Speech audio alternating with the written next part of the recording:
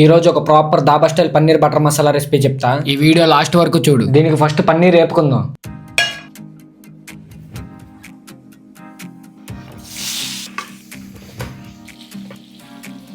పన్నీర్ ముక్కలు ఉత్తుగా అలా వేసేస్తే టేస్ట్ ఉండదు, అందుకే దీన్ని ఉప్పు కారాలతో వేపుకోవాలి.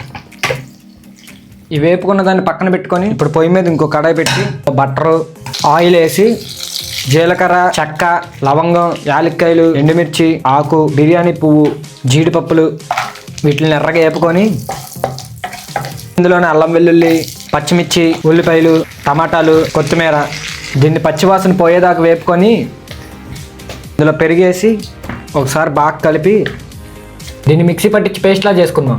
దీన్ని ఇలా పేస్ట్లా చేసుకుని ఇది కూడా పక్కన పెట్టుకుందాం.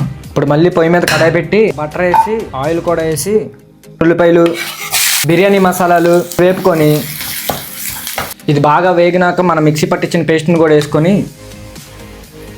నార్మల్గా ఇది వడకడతారు, నాకు అలా ఇష్టం లేదు కాబట్టి డైరెక్ట్గా వేసేస్తున్నా. ఇందులోనే కొద్దిగా ఉప్పు, కొద్దిగా కారం వేసి ఇందులో వేపుకున్న పన్నీర్ ముక్కలు జాగ్రత్తగా కలుపుకొని